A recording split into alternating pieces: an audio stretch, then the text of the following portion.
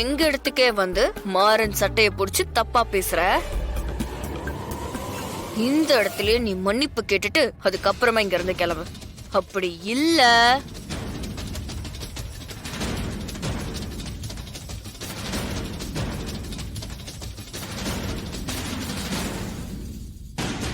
மன்னிப்பு கேளு. நீ இப்ப என் கூட மட்டும் மோதல, எங்க டிபார்ட்மெண்ட் கூட மோதிட்டு இருக்க.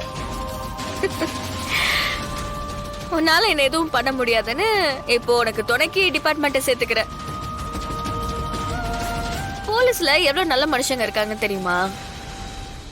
உன்ன மாதிரி இப்படி காக்கி சட்டை போட்ட கேவலமான ஆளுங்களாலதான் டிபார்ட்மெண்ட்டுக்கே கெட்ட பேர். இங்க பாரு, நான் இப்ப நினைச்சா கூட உன் மேலயும் உன் புருஷன் மேலயும் கேஸ் போட்டு என்னால உள்ள தள்ள முடியும். திருட பாக்குறாங்கன்னு போய் கேஸ் போடுவியா? அதுக்கு முன்னாடி நாங்க உன்னை என்ன பண்ணுவோம்னு தெரியுமா? இங்க கடைக்குள்ள வந்து பெரிய அராஜகம் பண்ண, எல்லார்கிட்டயும் தப்பா நடந்துக்க பார்த்த. பதிலுக்கு நாங்க எல்லாரும் சேர்ந்து உன்னை அடி அடின்னு அடிச்சு இழுத்துட்டு போய் ஸ்டேஷன் ஒப்படைச்சோன்னு நாங்களும் ஃப்ரேம் போட்டுப்போம். கும்பல் வன்முறைக்கு என்ன செக்ஷன்?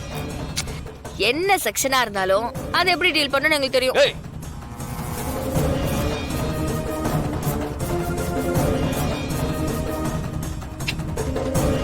மீரா, என்னம்மா நீ? மாமா, அவர் இஷ்டத்துக்கு பேசிட்டு இருப்பாரு. இதெல்லாம் நாங்க கேட்டுட்டு பொறுமையா இருக்கணுமா? இந்த மாதிரி ஆளுங்களை நம்ம இப்படிதான் டீல் பண்ணணும். இந்த பாருங்க, உங்களுக்கும் எங்களுக்கும் ஏதாவது முன்விரோதம் இருக்கா? இந்த கேஸை நீங்க இன்வெஸ்டிகேஷன் பண்றீங்க, அவ்வளவுதானே? அந்த லிமிட்டோட நிக்காம நீங்க ரொம்ப பர்சனல் வெஞ்சன்ஸ் வச்சிருக்கிற ஆள் மாதிரி நடந்துக்கிறீங்க. விசாரணையாவே இருந்தாலும் இப்படி கண்ட இடத்துல வந்து பண்ணாதீங்க. ஒண்ணு எங்க லாயர் இருக்கும்போது வாங்க, இல்லனா எதுவா இருந்தாலும் கோர்ட்ல வச்சு பாத்துக்கலாம். சும்மா நினைக்கும் போதெல்லாம் விசாரணைன்ற பேர்ல இங்க வந்து டிஸ்டர்ப் பண்ற வேலை வச்சுக்காதீங்க சொல்லிட்டு. ஏப்பா வழியை விடுங்கப்பா. மாமா இல்ல மாம், இருமா போட்டோம், வழியை விடுங்கப்பா. என் மாமா சொன்னாருங்கிற ஒரே ரீசனுக்காக தான் உன்னை மன்னிச்சு விடுறோம். இல்லனா உன் நிலைமை ரொம்ப மோசமாயிருக்கும். பா பொழைச்சு போ.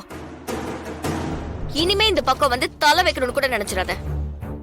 எப்பவும் இதே மாதிரி எல்லாம் விட்டுட்டு இருக்க மாட்டோம்.